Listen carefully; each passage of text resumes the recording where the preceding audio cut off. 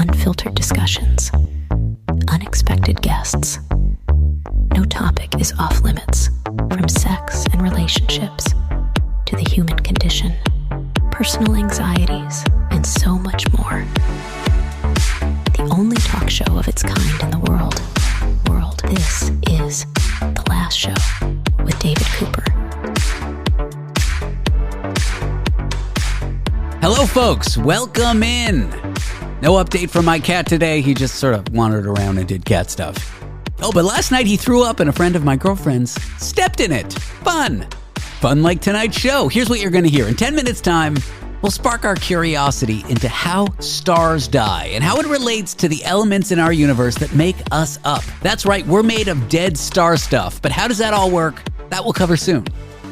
After that, we'll continue the series about jobs you and I could never do and talk to a surgical hand double. That's right, the coolest job you've never heard of. Someone who does close-up work in surgery TV shows.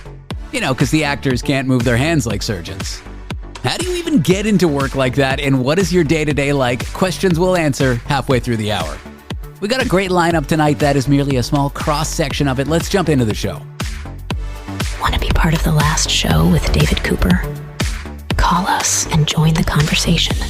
1-888-505-6644. The first headline of the night that caught my eye: sperm racing. Yes, finally a sport where being fast and prematurely finishing is a good thing. The jokes are just going to write themselves for this one. Yes, in a move that feels like a rejected sketch from SNL, Los Angeles is now home to competitive sperm racing. It's got all the glamour of horse racing. That is, if the horses were invisible and had trust issues.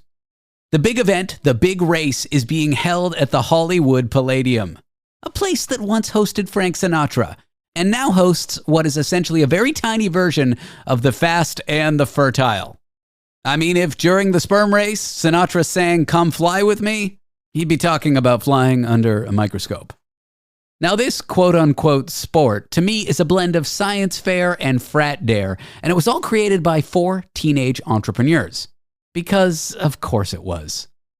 If you're wondering what happens when Silicon Valley meets sex ed and sports betting, well, this is it. These are teens who probably looked at health class and said, what if we made it monetizable? Their company, Sperm Racing, aptly named, raised $1.5 million of real money to pit 2 college students, well, samples, against each other on a racetrack designed to look like the female reproductive system. You heard me right. That's a literal fallopian 500 happening. Well, maybe not literal. The competitors, a USC and UCLA student, because nothing says civic rivalry like making your sperm fight in public for university pride. Personally, I think whoever wins should get free tuition and a call from their very disappointed grandmother. And if you can't make it to LA, don't worry. The whole event will be live streamed, complete with instant replays, betting markets, and sports commentary. Man, I would love to apply for that job. That means that somewhere, someone is practicing lines like, "Oh, and Johnson Swimmers just pulled out to take an early lead. What a beautiful stroke." I told you these jokes just write themselves. Each sperm race will take about 40 minutes because, in case you didn't know, sperm swim at 5 millimeters per minute, which is faster than your average LA freeway.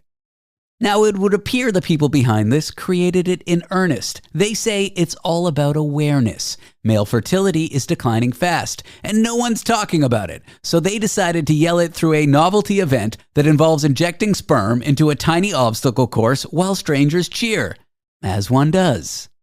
Now, this whole thing is being funded by a billionaire, a genomics company, and, let's be honest, probably the ghost of P.T. Barnum. Because nothing says science outreach like a microscopic Super Bowl for, well, your little swimmers. So there you go, sperm racing, the only sport where the athletes are too small to know they've been humiliated on national television. This all happens next week on April 25th. And remember, in this race, everyone comes to win. I told you these jokes would just write themselves. Well, folks, the Atlanta Braves won a ball game against the Toronto Blue Jays this week. But don't worry, Jays fans, no one noticed. Because while the players were out there swinging bats, the real action was happening on a rooftop bar cam, where one Braves reporter took a swing of his own at a woman's phone number. Yes, an Atlanta Braves reporter named Wiley Ballard, which, by the way, sounds like a name you'd give to a jazz saxophonist who only plays at divorce parties. If that makes sense, it probably doesn't. Mr. Ballard was doing a live segment on television mid-game, chatting with fans at the Corona rooftop bar. You know, the kind of place with skyline views, beers in plastic cups, a strict dress code of way too casual, and the constant hum of regret disguised as fun. The reporter walked up to two attractive women who were all smiles, glossy hair. You know, the kind of women who look like they wouldn't normally talk to sports reporters unless they're lost or on fire. But the reporter went up to them anyway and started with the usual sports newsman banter. Names, where the women were from, are you Braves fans, etc. It was flirty but polite. The kind of tone where you're not sure if it's an interview or a Tinder opener with a camera crew. A little creepy, but then the segment cuts away, presumably to protect the innocent, only seconds later to come back with the reporter holding his phone like he just won a scavenger hunt. Beaming, announcing, "I got the digits." That's right, he picked up one of the women live on television during the sports game. Him announcing, "I got the digits," might have flown in a 90s teen rom-com starring Freddie Prinze Jr., but in the world of professional sports journalism, this was not ideal. Ballard, the reporter, by the way, was just named Georgia's 2024 Sportscaster of the Year, which means apparently that Georgia is grading on a curve. And that curve is shaped like a phone number scribbled on a beer coaster. Now, the internet had mixed opinions on this. One person posted on social media, "Riz King, player of the game." You know, that usual frat bro applause for being just charming enough not to get tased. But other people on the internet chimed in, and they were not so charmed. One person posted, "A woman could never and would never do this without losing her job." Which is not just a good point. It's the kind of thing you'd hope to find etched in a reporter's brain after going to journalism school. There were words thrown around about the incident like disappointing, lazy, grimy, yikes all around, which are coincidentally nicknames my ex-wife had for me, but I digress. But yeah, it raises a real question. If a female reporter flirted on air with a fan, would she get the same praise? Or would she be escorted out of the stadium by three dudes named Chad? Now, the creepy sportscaster in question, Wiley, has not made a statement about this yet. Probably still busy writing his vows to this woman whose number he got, under duress, on television. Or maybe he's just checking to see if she blocked him and can't get back to comment. Anyway, here's the moment that got everyone talking. I'll let you be the judge for yourself. Roll the tape. We're having a lot of fun up here up the Corona rooftop. Who do we got here? What's your name? My name's Lauren. Lawrence, all right. And I'm Kayla. Kayla, and you guys hang out at the rooftop lounge often? Once a year I come out to visit. Okay, well, we timed it pretty well. All right, good. How are you guys feeling about rooting for the Braves today? Oof, I don't know. I'm hoping for the best. What about you? Are you a Braves fan now? Not quite. Not quite. All right, I'm gonna go to work up here, guys. Good luck the rest of the way. Okay, Wiley. You got 4 innings to get the numbers. I'm on it. Get us some more Braves fans. All right, so they want me to get your number. They want you to get my number. I'm dead serious. They're saying in my ear right now, she doesn't believe me because she thinks you guys are not. I'm making this up. Even if you guys weren't, I might use that in the future. That's actually a pretty good move. I should have thought of this years ago. I am speechless. I got the number. We're good. To me, that reads like this. Gross. So there you have it. Romance, controversy, baseball, all tangled up on live television. Somewhere, a media company's HR department just felt a great disturbance in the force. Coming up after the break, an astronomer on the cosmic wonder of how heavier elements, the stuff that makes us up, was created in the explosion of stars. So if you're curious about how the elements inside of us, like carbon and oxygen and all that great stuff was created, because I am, stay with us because that's up next. Want to be part of the last show with David Cooper? Call us and join the conversation. 1-888-505-6644. Keep listening to The Last Show with David Cooper, because the alien invasion can wait. The Last Show with David Cooper. When we look out there in space, the cosmos, at the elements that exist, it's mostly hydrogen and helium. But then when we look here on Earth, we see heavier stuff, like carbon and metals and all kinds of stuff like that. How do we get from hydrogen and helium to heavier elements? It all happens when stars die, and we're here to discuss that with Dr. Alexander G. He's a cosmologist at the University of Chicago. Alex, welcome to the show. Great. Thanks so much for having me on. Ever since I was little, I was always curious about how stars died, because at a very young age, without any real technical detail, I learned about supernovas. Yeah. Which are the coolest sounding thing to a kid. The biggest explosion you can imagine in space. Let's start there. Stars, they die in a variety of ways. That's right. Maybe we should start with what does it mean for a star to live? Let's talk about the meaning of life before we talk about the meaning of death. Exactly, right? What is the meaning of life for a star? And so I guess, have you watched the Big Bang Theory? I have. I'm not the biggest fan, but I have. I'm not the biggest fan, but there is one quote from Sheldon Cooper about gravity that has made its way. Maybe you've heard, gravity, thou art a heartless bitch. So this is in the show, they're like trying to push something up some stairs. But it turns out that gravity is terrible. It's inexorable. It pulls everything together. It sucks, if you will. Yeah, it really does suck. And so what it means for a star to live is it is fighting against the force of gravity. So what gravity wants to do is take every star and crush it down into the smallest thing that it can. And what we're looking for a star to live is any force that basically pushes back against the force of gravity. So that force in all stars is something called nuclear fusion. We literally take the fundamental building blocks of everything. In our case, things like hydrogen, helium, the periodic table that you probably loathe from chemistry. You take all of those things together, you start smashing those things together, and it turns out that it makes heavier elements. And in that process, that actually also releases energy.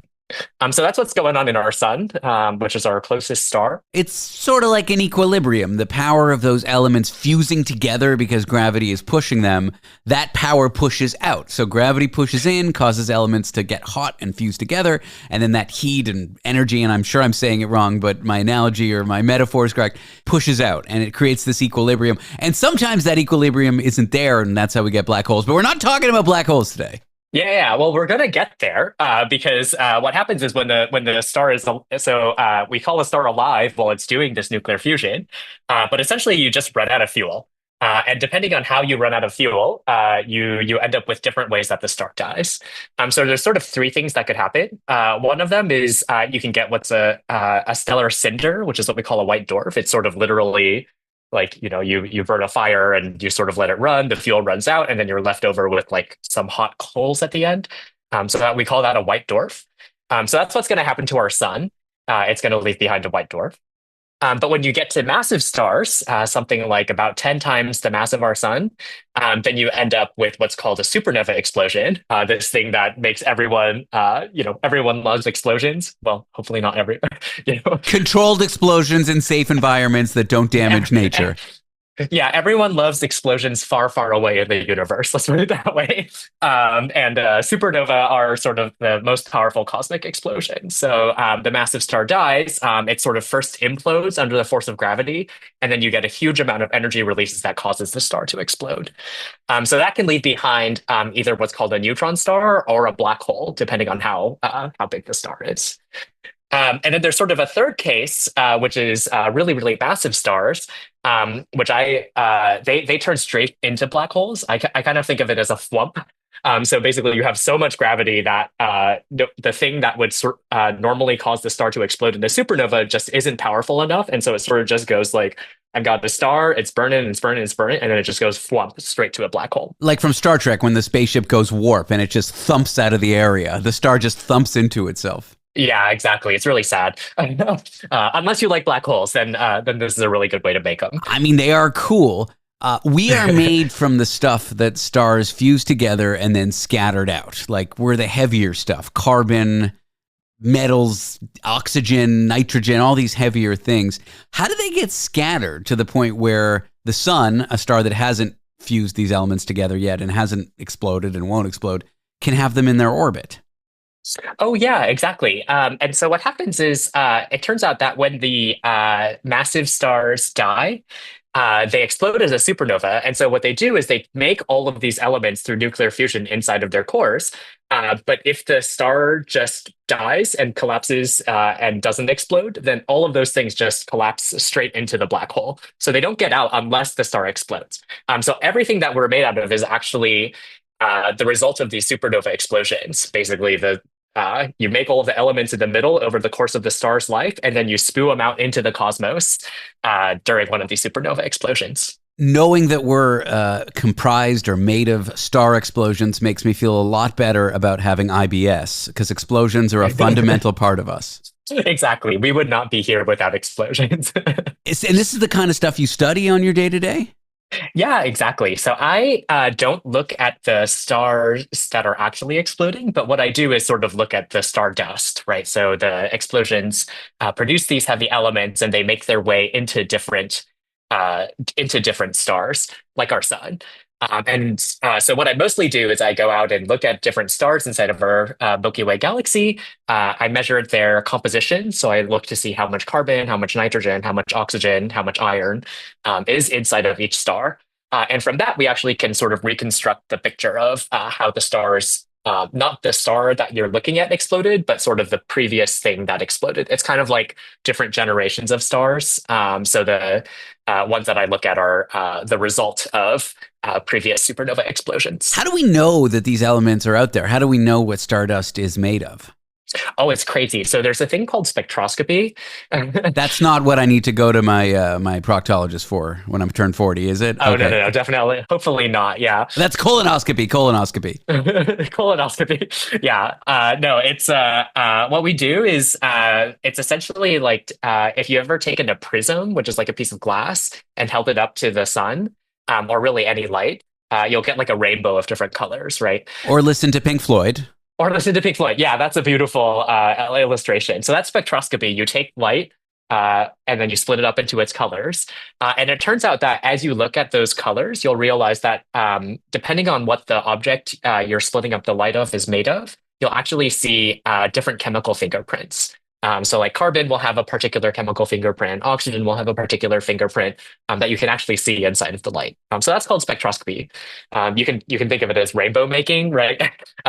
Basically, we take all of the light and we make a rainbow out of it, and then we look to see, in our case, how much light is missing.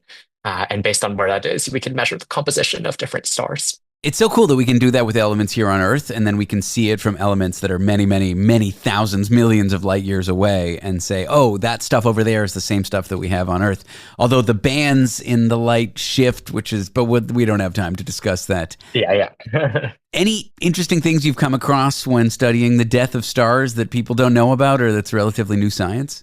Yeah, one of them that's sort of we recently found that's really exciting is we call it the Barbenheimer star because I was studying it the summer that the Barbie and Oppenheimer movies were coming out, and it seemed appropriate. And so this is a star which probably shouldn't have existed. We think what it shows is that it's the explosion of one of these really massive stars that we think normally would have turned into a black hole. And so in the process, what we saw is basically a bunch of elements that told us that whatever made those elements was a very, very massive star, sufficiently massive that it should have just sort of flumped into a black hole. But instead, we saw all of those elements plus a bunch of really other elements like iron, a huge amount of iron and manganese and nickel. And so we think that's a really rare explosion. Yeah. Well, Alex, thanks for the lesson on how stars die and how the elements in our universe are made. I appreciate you coming on the show. Great. Thanks so much, David. Dr. Alexander G. is a cosmologist working at the University of Chicago. Up next on the list of jobs that you and I could probably never do, a surgical hand double. That's right, someone whose hands are used in Hollywood movies to portray surgery. I think you'll be shocked to find out this is even a job. I'm David Cooper. This is The Last Show. We'll find out more after the break.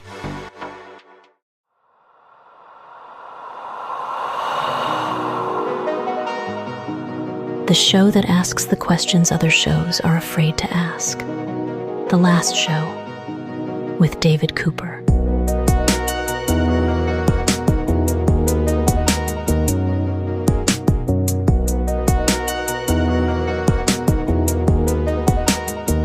There are cool, weird jobs, and then there's this one, maybe the coolest job you've never heard of. I am here with someone who is a surgical hand double. Their hands do the close-up work when famous actors pretend to be surgeons. My goodness, I'm so excited to talk to sports medicine doctor, podcast host, and magical surgical hand double, Dr. Janet McMordie. Janet, welcome to the show. Thank you so much for having me. I don't even know what to say. Your job is so cool to me. I guess the first question is, how do you even know this is a job you can do before you try to qualify for it? I feel like if I went to medical school to be a surgeon, I wouldn't even know this job existed. Side note, I would have flunked out my first year and not gotten in. But assuming I did well, it's such a niche job, isn't it?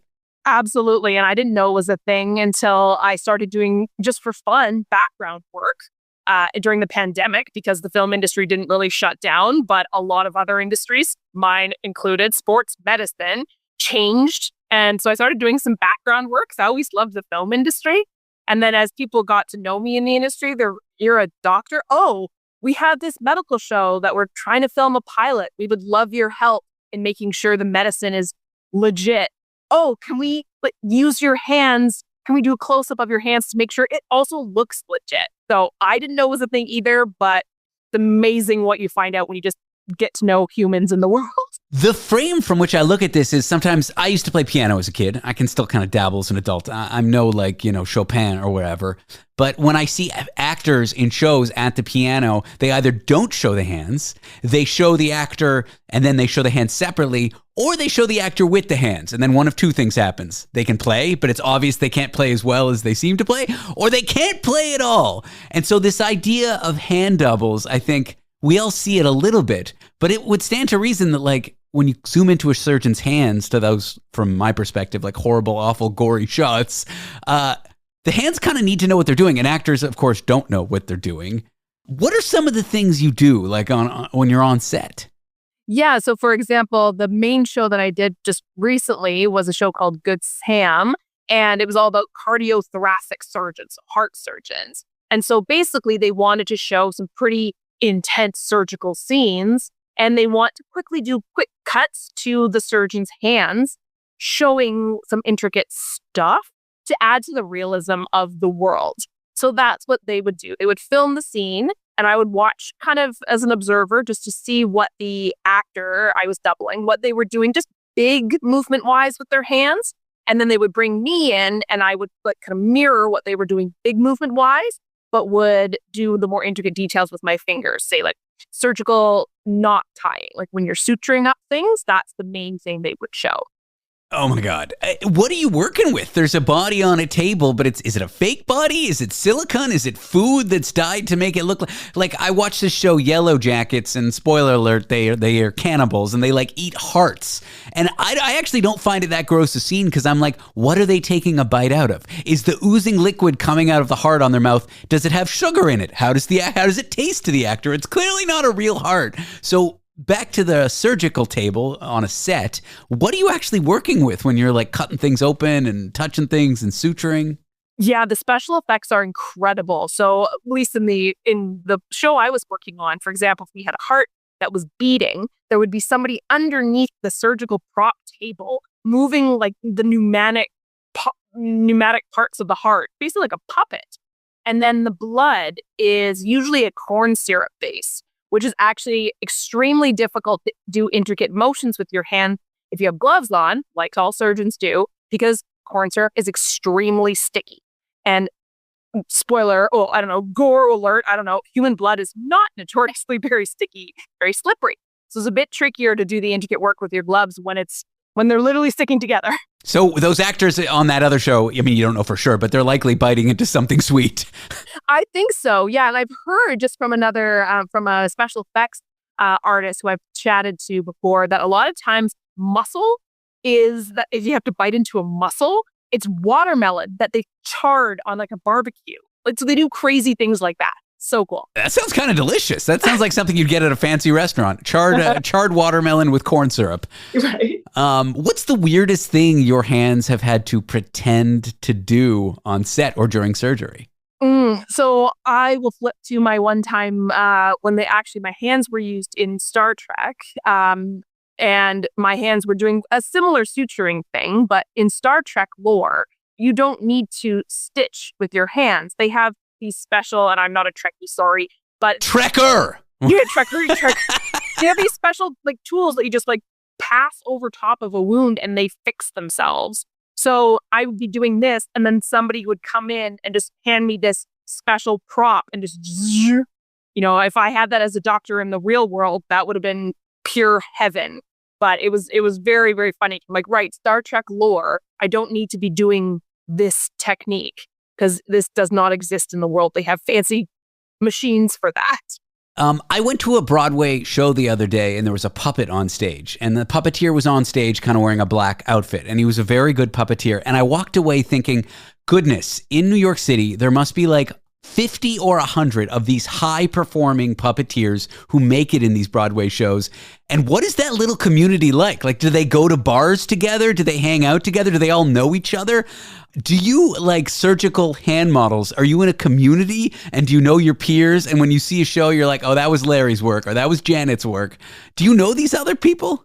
So I would say the other doctor actors, so fellow doctors who are also actors, we are a very tight-knit community, especially in Canada. There's about 7 of us that I know. But the surgical hand doubles or medical consultants, we all know each other pretty well. A lot of us are physicians, nurses, paramedics, and yeah, we know each other well. So I did all the women actors' hands, female doctors' hands in Good Sam. My colleague did all the male doctors' hands, and we have worked together several times. Does it ruin doctor and surgery shows for you because you're just like critiquing your peers' work? Yeah, it's funny. Everyone keeps telling me, oh, Dr. McMordie, have you seen The Pit? It's so lifelike. I'm like, why would I want to see that? I watch TV to escape from work. I've heard it's so real that it would probably just give me more anxiety. But a lot of times it's kind of fun to point out, like, that's wrong. That's wrong. Just as I think any profession, watching any show about the profession, we love doing that. That's the fun. I completely agree. Have you ever had to do anything wrong on purpose? Like maybe something illegal, or maybe like the surgeon's being unethical, or you're portraying a surgeon who showed up to work drunk and made a mistake? Like these kinds of dramas where the surgeon isn't quite doing what they're supposed to do?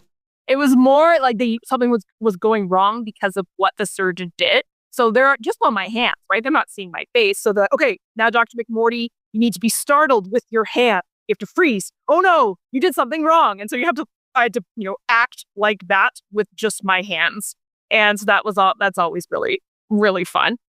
Do you think of yourself as more exaggerating, like more performing, or is it more like realist? You're just trying to do exactly what you would do if you were a very real doctor in that scene? Yeah, the very first time they said, okay, just do it like you would in real life. I said, okay. And I did it like I would in real life. The director went, well, that was incredibly boring to watch.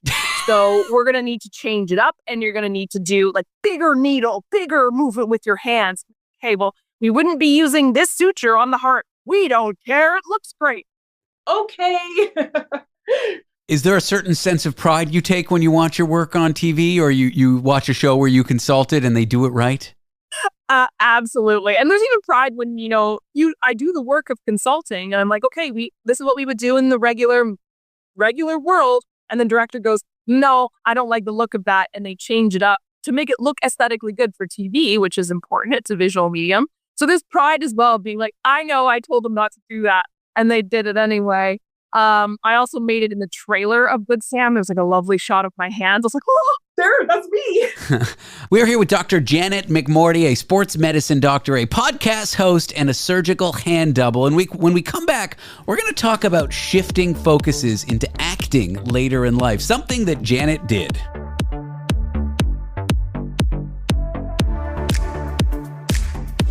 Want to be part of the last show with David Cooper?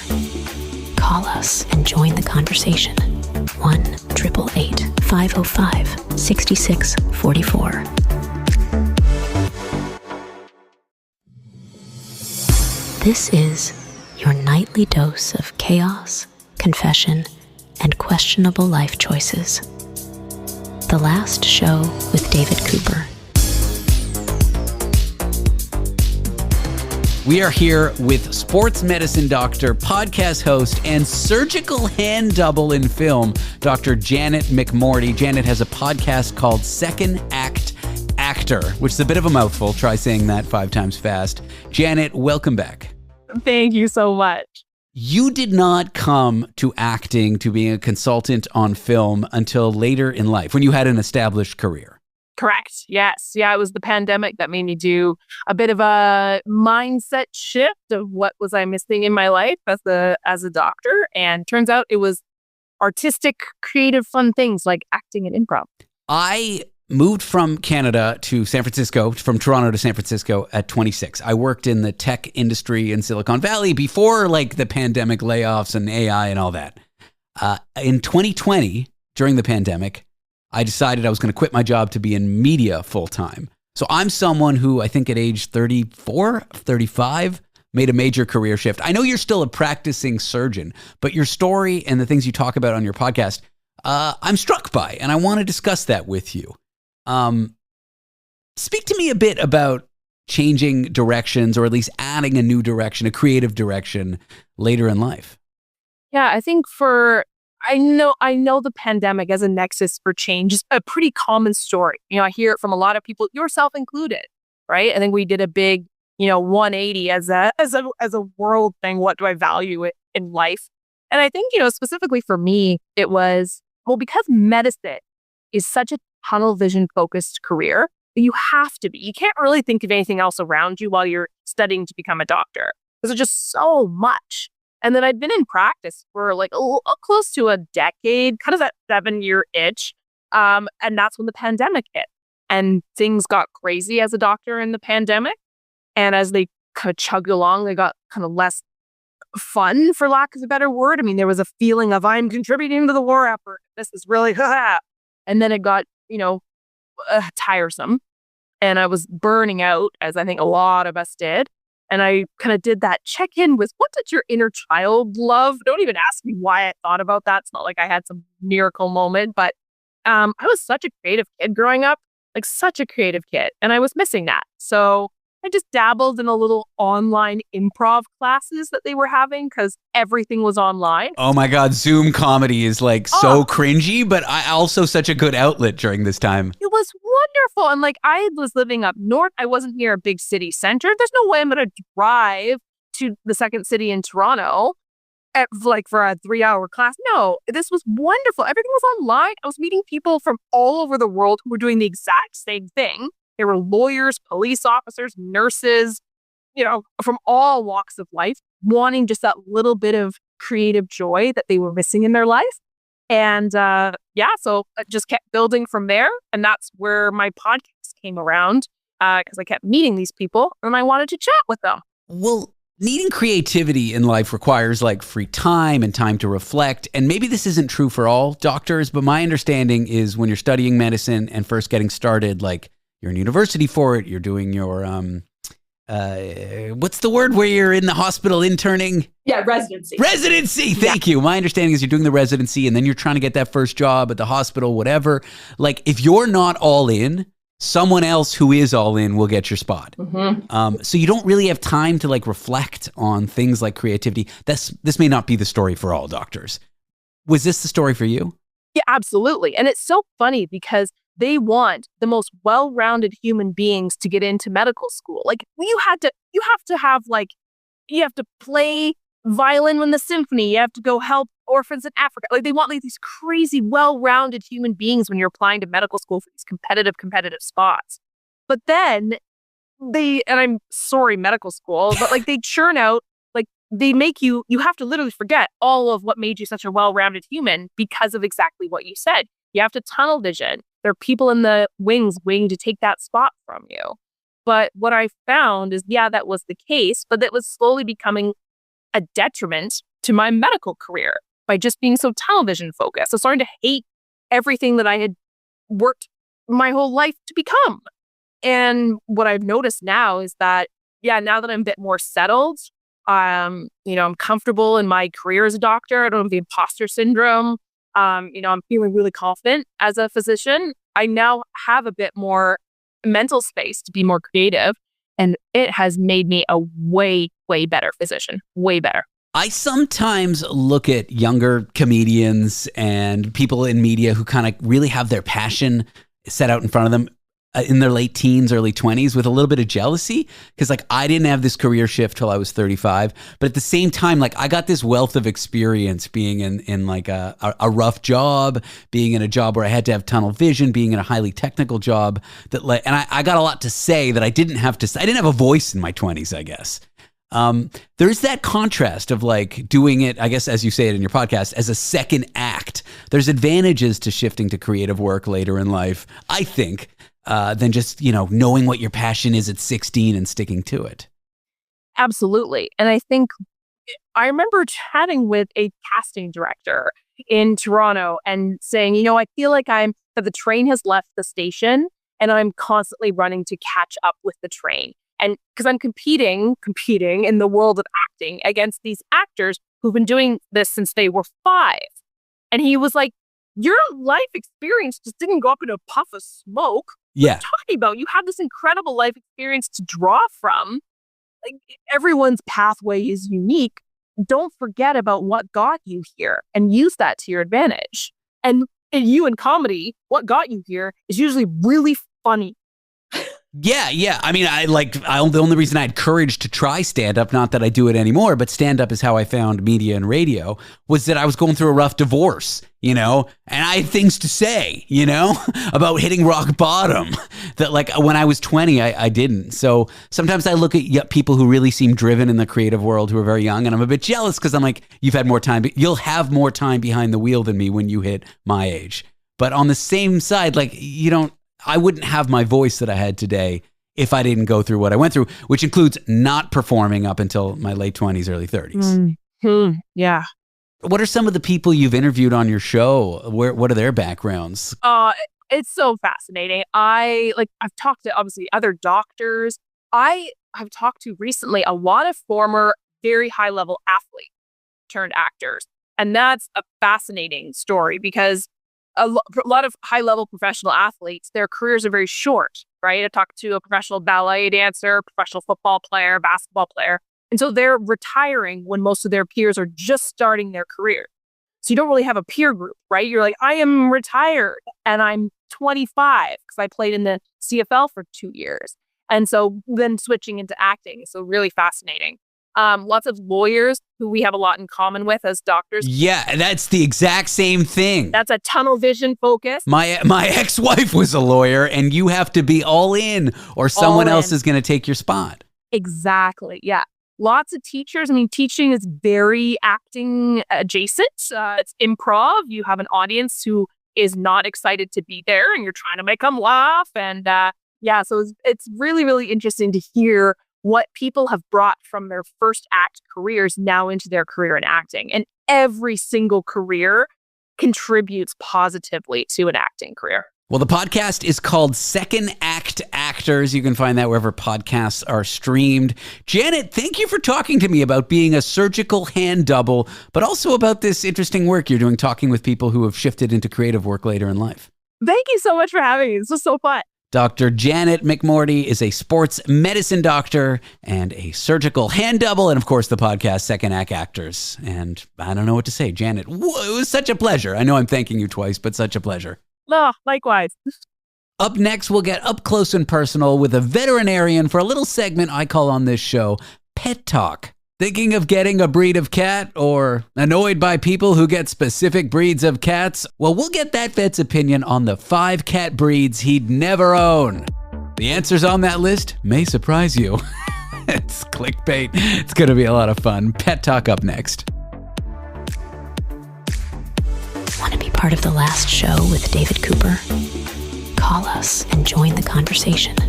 1-888-505-6644.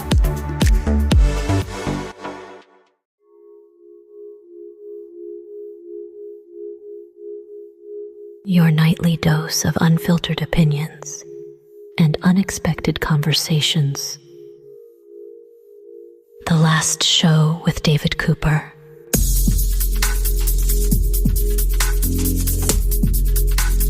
It's Pet Talk, a lot like the show Car Talk, but about pets, and even better, maybe. I'm here with Dr. Cliff Redford, a veterinarian to the stars.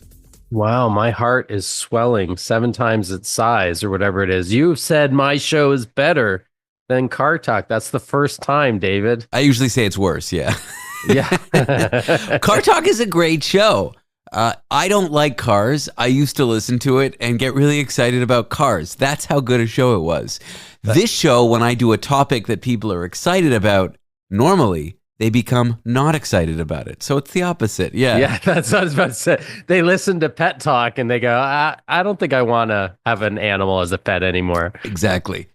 I get this question by people who don't know from cats. And I was guilty of asking people this question before I owned a cat. It's a naive question.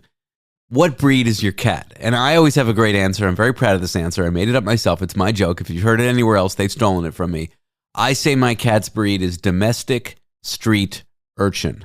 Very nice. Well done. Yeah.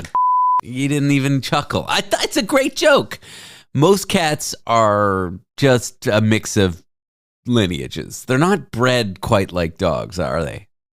They're not. As far as me chuckling, I'm the type of guy, I love going to stand-up comedy acts, especially when I'm in New York. And I'm the type of guy that I will find someone hilarious. I could be talking about them for days and I won't laugh out loud. Like I'll just go. You're not generous with your laughter, Cliff. In my head, I'm just like, that was a good one. That was really funny. So you can assume that's what I did regarding your little street urchin joke. Do you like Clifford or Cliff Ford? I mean, I like myself. I'm a good person, so I don't care. Okay. So Cliff is fine. Most cats are not bred. There's this funny joke. Is your cat a bred cat? And then there's a flow chart. Do you have a certificate? If the answer is yes, then your cat's bred. If the answer is no, then your cat's not. It's a joke, but it's true. But there are cat breeds. There are. And most cats are just cats. Mm-hmm. And people will come in and they'll say, what kind of breed is this?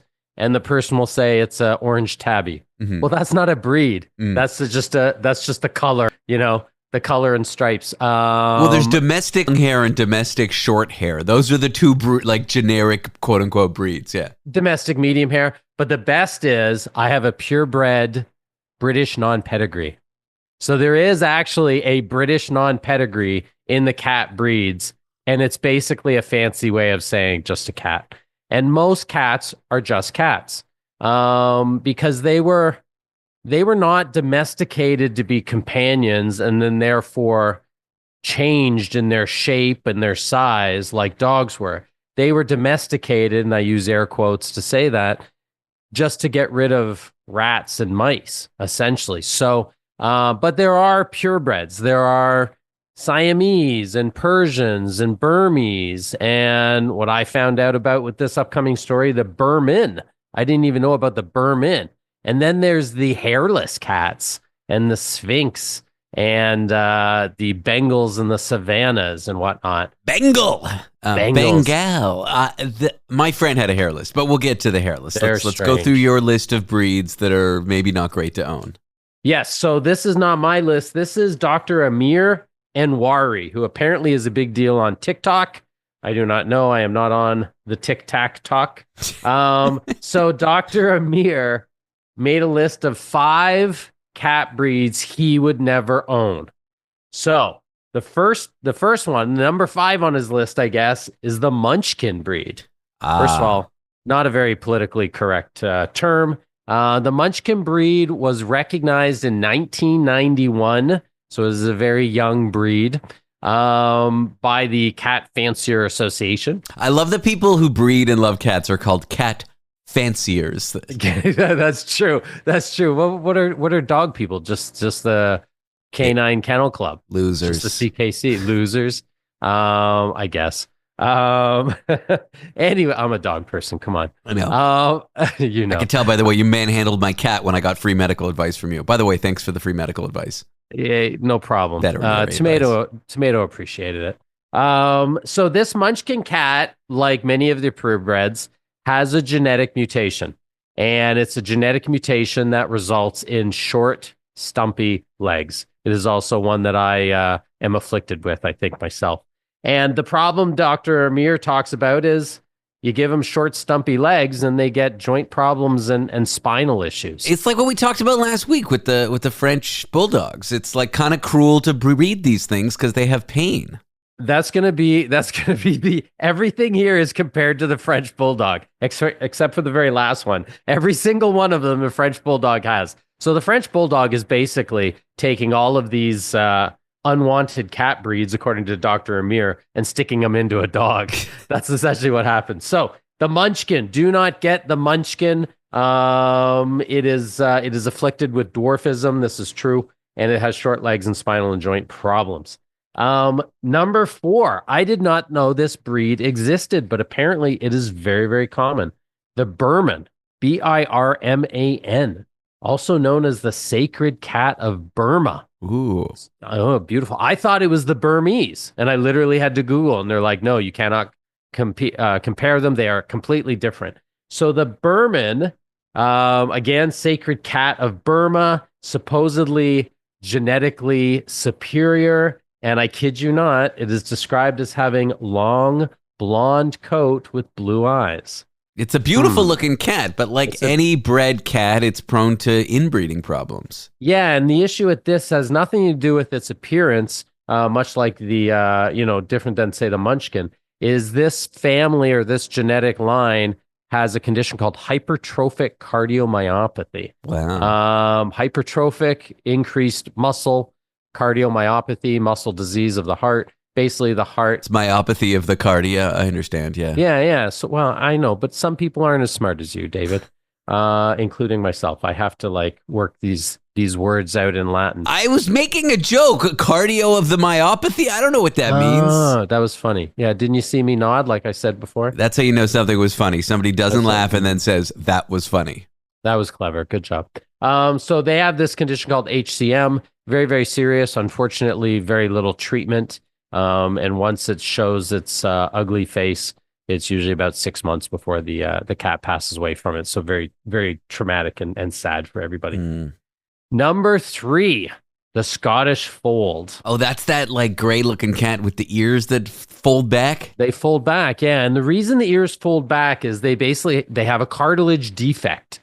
So the ears, the pinnas, the flappy parts of the ears in cats hold them up because the cartilage is stiff, and the pinna, the cartilage is weak.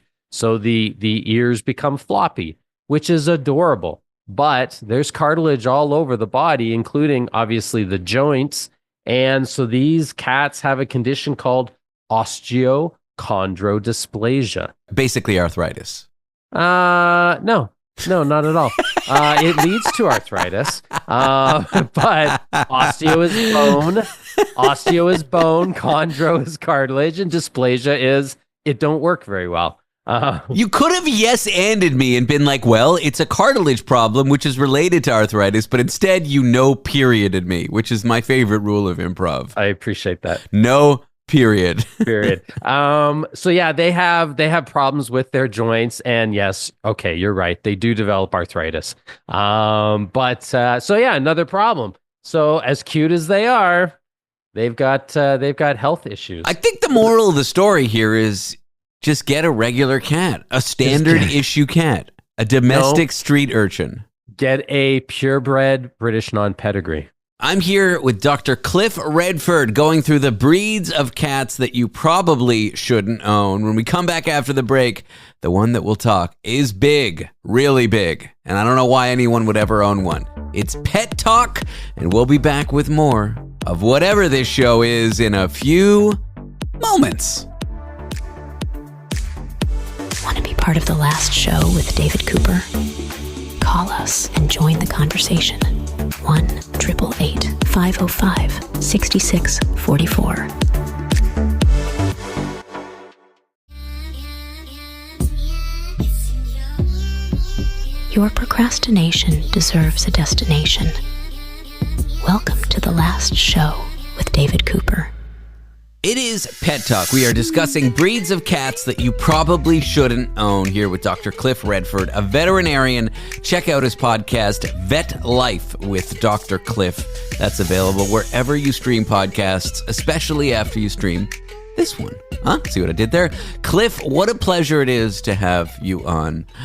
It is a pleasure to be had. Thank you. The show. I wasn't finished talking. All right, let's do this. He left. I don't know why. There you go. That's right. Maybe I was laughing at my own joke. I do that too. Unfortunately. Oh, no. Great. Won't laugh at other people's jokes. Only laughs at his own. Classic narcissist. My ex-wife was right. Okay. My ex-wife was right about you too.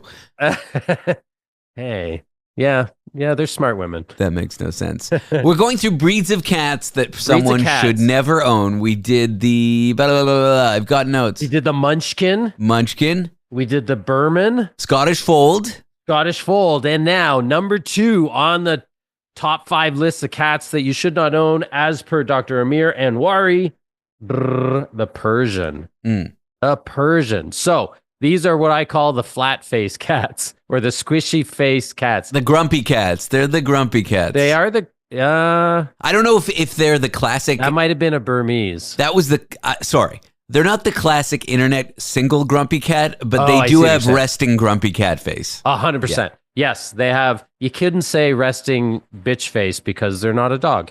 So queen face. Is that when a dog's in heat and she's laying down? She's got resting bitch face. That's pretty funny. See, you're warming up. You should do stand up. So the Persian has a flat face. They have a very flat face. Their face is so flat, it's pretty much concave instead of being convex. And that comes with all kinds of problems. Again, the French Bulldog has these issues. They are called brachycephalics, is the flat-faced term.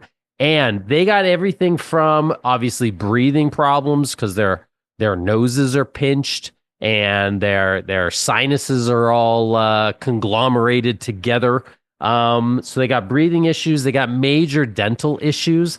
All of their teeth are crooked and malocclused and crowded and twisted. So they're a veterinarian's dream. I can put on a wing on my hospital if you bring me a couple of Frenchies and a couple of Burmese cats. Yeah, why are you recommending people not get these pets with horrible health problems? These pets are putting your kids through college, Cliff. I understand. My kids only one of them finished college. The reality is, I know this is hard for you to believe, David, but I actually care about animals. Yeah, I do. Yes. See, I care about my animal. There you go. Well, there you go. So they have obstructions to their tear ducts. So whenever they got that sort of chronic cry face, you're wiping your eyes right now. Do you have obstructed tear ducts? Come on, man. Let me wipe my eyes in peace, okay? No, I thought you were feeling empathy. I thought that was empathy. Incapable. For the cat. Incapable. Yeah. There you go. So my ex-wife was right. My ex-wife was right about you as well. Good callback. So they got obstructed tear ducts, which give them like skin fold dermatitis, conjunctivitis, scleritis, all the itises. All the itises, yeah. All the itises of the face. They get the itis. But the one that's really, really serious and not related to their morphology, their shape, their phenotype, let's say, is this polycystic kidney disease. And essentially their kidneys start to develop cysts, and on ultrasound, they look like, instead of a nice kidney bean that's full of tissue, they look like a Swiss cheese. They look like sponge, and it's just got holes, and they go into kidney failure, and it often hits them at 3, 4, 5 years old, and it is very tragic. So only the good die young. Do you know what that song's about? No, not really. That song is about the guy is trying to talk a Catholic girl into. Oh, that's why her name is Virginia. Oh, he says, "Come on, Virginia, don't let me wait. You Catholic girls start much too late." Oh my God. Sooner or later, it comes down to fate. I might as well be the one. Only the good die young. I get so distracted by the horns in that song. I have no idea what it's about. It's a great song, but yeah, pretty much. I was explaining those words to my daughter. We're a big Billy Joel fan when she was like a teenager or preteen, and then she started to say, "Are all these songs about guys trying to have sex with women?" Most of them, pretty much. Yeah, pretty much. I was at karaoke last weekend, and it was the bad kind where everybody in the group sings. It's like a party with 20 people, and everybody sings every song, which I hate. I like it when you get to be the ham, and you're the only one singing, and everyone has to sit there silently and watch you suck. But someone chose Only the Good Die Young, and I couldn't even sing the lyrics. I was just singing the horn part, and everyone was looking at me like I was weird because I was belting out the horns. I sang Wichita Lineman, which nobody knew, so I got to ham it up, and everyone was dancing to, like, I think it was Diana Ross, or maybe it was Donna Summer. It was like disco. Everyone was dancing, and I got up there and sang Wichita Lineman, which is like a country song by Glenn Campbell, and the whole party of 20 people in this private karaoke room sat down, and I was like, yes, I killed the party. I turned it into the karaoke I wanted it to be. Beautiful. My karaoke song would be AC/DC's We Got Big Balls. Oh, wow. Okay. I use country. I do country, sad country songs mostly. No, thank you. Yeah. Okay, so are you excited? We're going to find out about the number one breed that Dr. Anwari says people should not own. This was never about these cats, Cliff. This was about me and you hanging out and you trying to talk about cats and me not letting you. But fine, let's do the last cat you should have known. The last cat, and yes, you are right. It is a big one. It's the tiger. Tigre. Not the liger, the tiger. And people are be like, give me a break. That's not a cat that you have as a pet. Dare I say it is, unfortunately. Tell that to Siegfried and Roy, my friend. That's right. Yeah. Was that a pet or were they co-workers? Unclear. They were more like sweatshop labor workers. Those guys were being forced to do that and then they revolted. But so there are 6,000 approximately wild tigers, like in running around in the jungles or wherever the heck they run around. I should know that. 6,000 in the world that are wild. In the United States alone, there are 10,000 tigers being kept as pets. So there's more pets in captivity in the U.S. as pets. More tigers as pets. They are really cute. Like when I see Instagrams, there's this one woman who has a black panther as a pet. I think she's in Russia or something. And whenever I see videos of it, I know I shouldn't even watch the videos because I shouldn't support this. You're enabling. I am enabling. But me and Miranda, it's very cute. We call it the forbidden cat. Just like a coyote's a forbidden dog.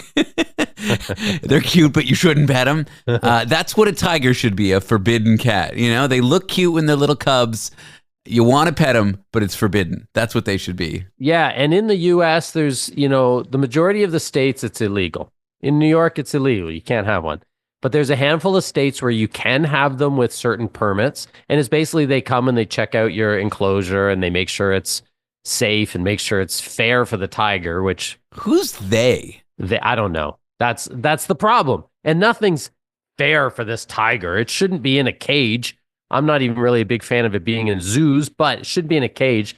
But then there are states, Arkansas, Texas, where you're free to do whatever you want, man. You want a tiger, you have a tiger in your backyard. Like, how safe is that? Not at all. So this is a bad idea. So this is one where I definitely agree with Dr. Anwari. No one should own a tiger as a pet. It is a bad idea. There are so many great domesticated animals. Why do people bring animals that aren't domesticated into their homes? It's cruel to the animal and it's cruel to you, and they probably are going to poop everywhere.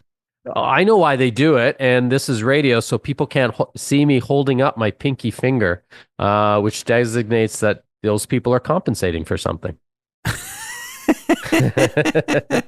Dr. Cliff Redford, check out his podcast, Vet Life with Dr. Cliff. Cliff Ford, thank you for doing the show, my friend. Thanks, buddy. Up next, research shows that workplace drama, workplace gossip isn't such a bad thing. It gets you closer to your coworkers. Ever felt like you were in it together with your team? Well, the science says you were. That after the break. Want to be part of the last show with David Cooper? Call us and join the conversation. 1-888-505-6644. We're here because your heightened awareness deserves heightened entertainment. The Last Show with David Cooper.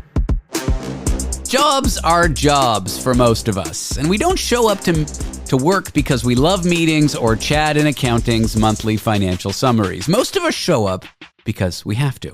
Sometimes, though, what gets us through that grind isn't the job at all. It's those weird little bonds we form with the people next to us, the people you're in it together with, surviving that workplace drama together as a team. That's what gets you through the day. And I'm here with someone who studied that. He's researched that. His name is Dr. Matthew Lyle. He's a strategy professor at Binghamton University in New York. Did I get that all right? Who knows? Matt, welcome to the show. Thank you. Thank you so much for having me. Was that an accurate summary? I really can identify with this because my first job at a university out of college was at an ad agency, which are companies that are not known for having good work-life balance, at least not the one I was at. The hours were long, the deadlines were always yesterday, and everyone was always yelling. And I still to this day, it was 15 years ago I was in that job, I am bonded with those people, and I loved that job, even though it was the worst job I've ever done.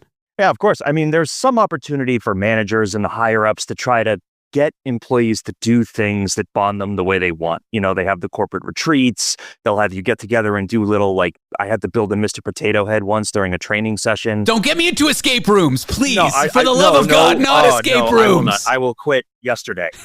But, you know, those are things they try to do to get you to feel a certain way. Most times what happens is that we form those bonds on our own. It's tough to tell us what is important, what we're going to remember, what's going to lead us to become maybe even friends far beyond our time in an organization. I think memory is very powerful and very tough to control.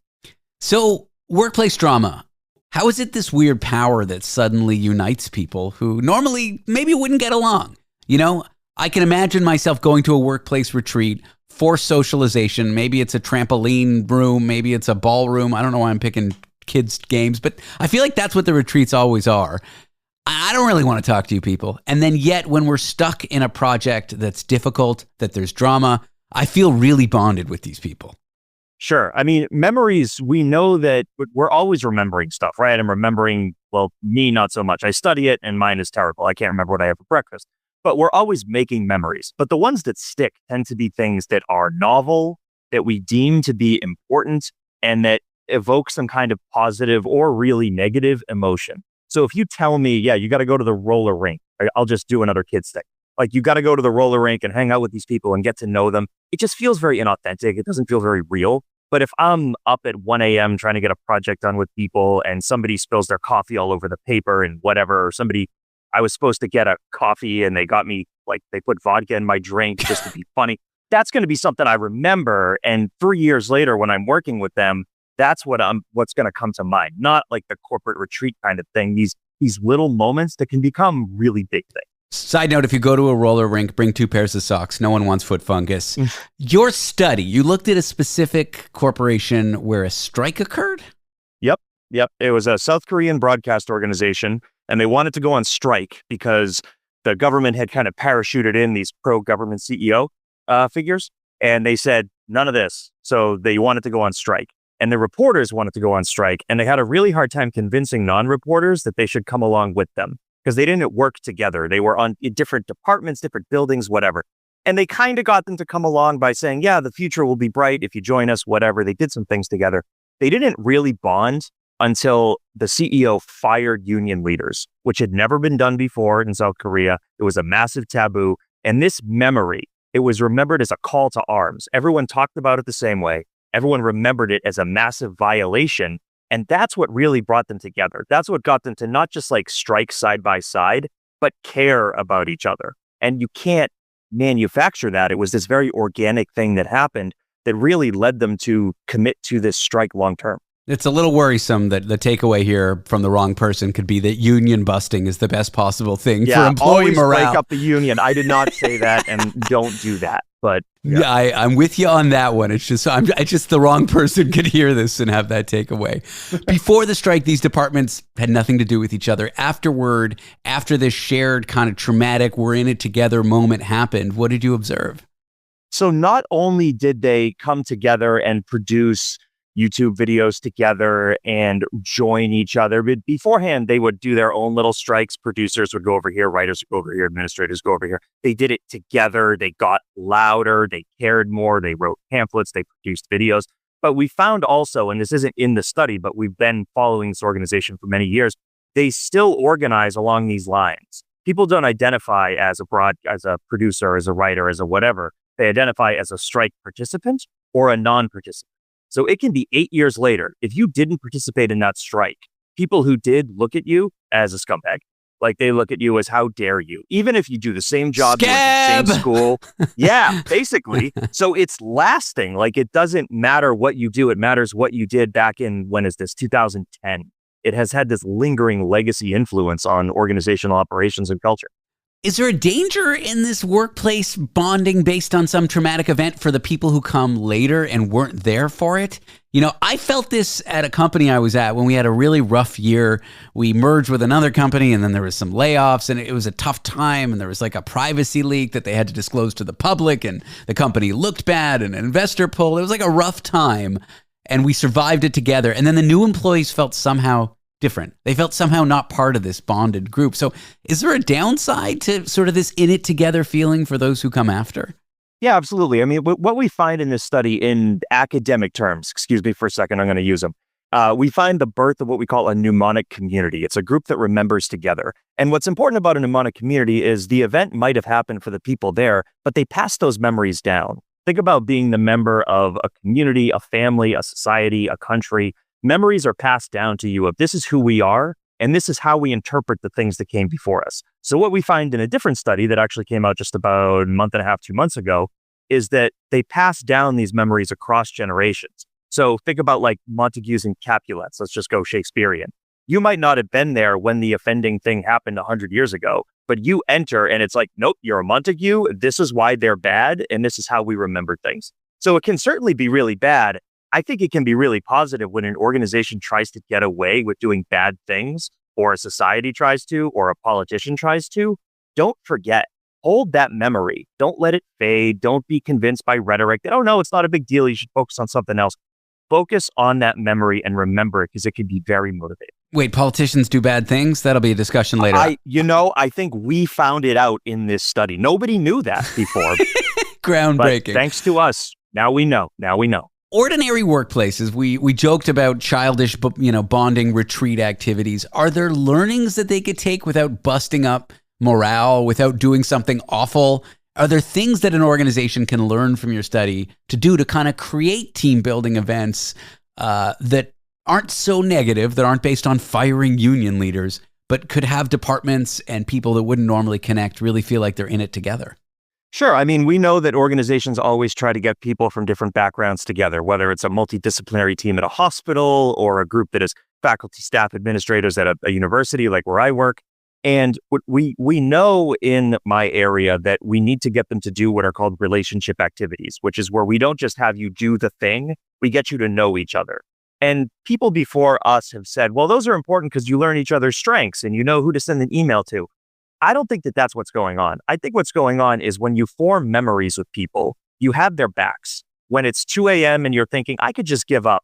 You go, no, because I don't want to, I want to help David. We have memories together. We did important stuff together. I have his back now. It's that commitment to each other. So I think if organizations can get people to do things that are authentic, that feel real, that don't feel forced, put people in a room or in a department where they have an opportunity to talk, to share, to form this kind of common identity.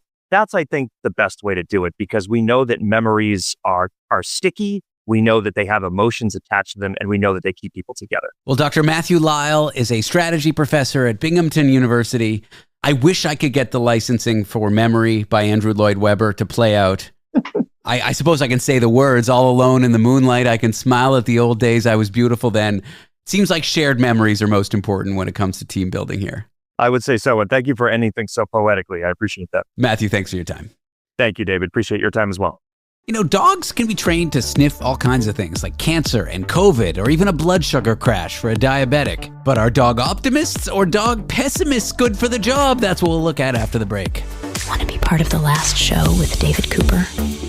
Call us and join the conversation. 1-888-505-6644. Don't let them tell you you have to change. Just because you feel a little strange. Breaking down today's chaos with tomorrow's headlines. The Last Show with David Cooper.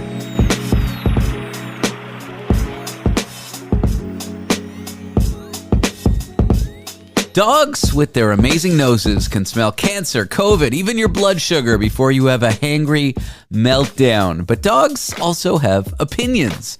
Some are little optimists, and others are canine curmudgeons. And it turns out their outlook on life might affect how well they do their job. So should your medical detection dog be a glass half full dog or a glass half empty dog? And what effect does that have on you? I'm here to discuss with someone who studied this. She's a veterinary scientist from the University of Bristol. Her name is Dr. Sharyn Bistre Dabbah. Sharyn, welcome to the show. Hi, David. Thank you so much for having me. So what exactly is a judgment bias test for dogs? For example, how do you tell if a dog is an optimist or a pessimist? Sure. Well, a judgment bias test, or it's also called cognitive bias test, is a procedure that help us to investigate in humans and other animals, including dogs, how their emotions influence how they judge different situations, like different scenarios, how they process information. So it's a very interesting test. So basically how the test works, for it's like a little bit clearer, is that, for instance, in dogs, we first train the dogs to associate a location with a bowl, with a bowl that would always have a treat. So you always will have food. So that would be a good outcome. So that location is associated with a positive. It's called like the positive location because it always will have a treat. So then the dog learns that every time a bowl is presented in that side of the room, that will have a treat. Whereas in another side, in an opposite side of the room, there is always be presented a bowl that doesn't have anything, that it's empty. So that would be the negative location. So then the dog, after a few repetitions, learns this, like this is like a training stage. And you know that the dog has learned it because the dog will run normally towards where the food is going to be, like the positive location, because it will say like, oh, yes, there is going to be a nice treat in there. Whereas when the empty bowl is presented, the dog in the negative location, the dog may walk very slowly, or they will even refuse to go because it will be like, what we bother if the treat is not going to be there. So you know by that time that the dog has learned this. And then you proceed to a testing phase where you present a bowl in a location in between. And then if the dog would potentially consider that the treat is going to be there, the dog would be running to it. So if the dog is like going very fast, you will consider it will be considered that it's assuming a good outcome. Whereas, and that is like a more optimistic outlook.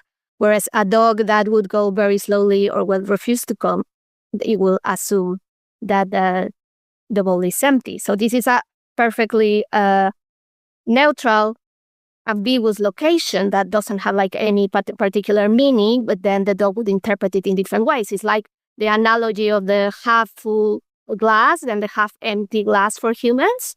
Well, can't they use their nose to smell that there's a treat in there? Is there a treat when the bowl's in this middle location?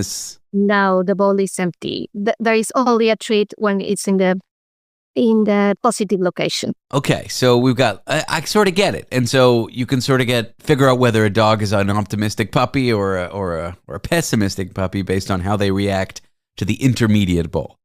Yes, exactly. So you get this baseline, you categorize a bunch of dogs. These dogs are also trained to sniff cancer, COVID, other diseases?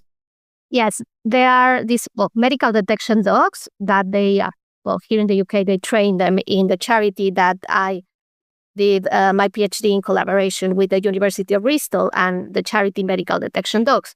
So in this amazing charity, they train these dogs to help people that may have different illnesses.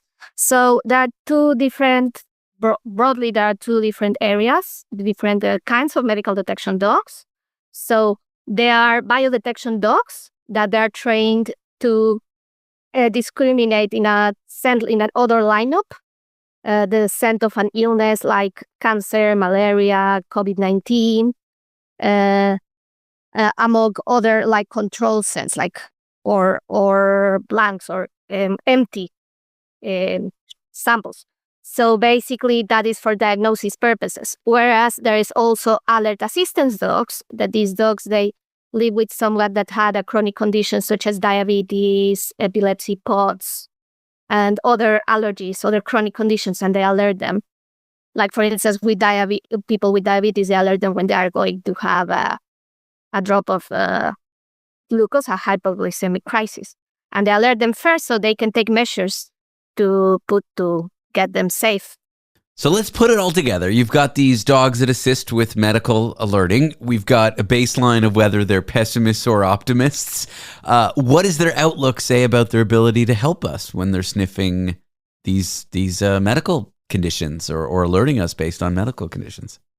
Well, it helps us to understand better how they make decisions, how they judge if the presence of the scent is going to be there or not, if the target scent is going to be there. So if you have a lineup of scents, a dog that is more optimistic could be like alerting the scent constantly, whereas a dog that is less optimistic may be alerting less. Like it could be linked on how they consider if the target scent is going to be there or not, and how much they actually dare to alert the presence of the scent or be more conscious about it. So what did you find in terms of the temperament? Does it improve the dog's performance? Does it make the dog's performance worse? Well, what we found, one of our findings was that dogs that are more specific, which means that they are better at ignoring the scent when it's not there. Like they are more effective about not doing false alarms. They were more, let's say, pessimistic in the judgment bias test. I like this. Says good things about me because I'm a perpetual pessimist. Yeah, sure. But I mean, it's not like pessimism like we think about humans. I mean, what it means, we're not talking about that dog being pessimistic about their job. It's more like these dogs may be more cautious, like they might think it twice before alerting, which that's good because sometimes the scent is in very small concentrations. So you don't want a dog that would be alerting without, considering it a little bit first. So it's not that you want a pessimistic dog, because we also found that dogs that had higher ability, according to their trainers, that were rated to have higher ability, and that they have important traits for detection tasks, such as confidence and playfulness, were also more optimistic in the cognitive bias test. So you basically want more of a balance, like a dog that would be like confident, I would want to try new things, I would be like daring to explore. Cautiously optimistic, I believe, is the label. I think, yes. That is like the suggestion of some of our findings. You also want a dog that is like a little bit cautious and would say like, okay, let's think twice. But of course, we need to explore this much more. We need to do more research to understand like this balance, how this actually should be working. Well, Sharyn, the way you study dogs and medical detection dogs and coming up with these tests or these studies has been interesting to chat about. I appreciate your time. Thank you so much. It was great to talk with you as well. Dr. Sharyn Bistre Dabbah is a veterinary scientist from the University of Bristol. That's the show. Thanks for listening to it. We'll be back tomorrow, Friday night. If you weren't able to catch all of tonight's program, you loved some of it and want to hear it again, or you're going to miss us on a given night, check out the Last Show's podcast. Just head to www.lastshow.pizza. That's lastshow.pizza, not .com. And there you can find out info about our podcast, subscribe to it, and check out our social media accounts. I'm David Cooper. This is The Last Show. Mwah.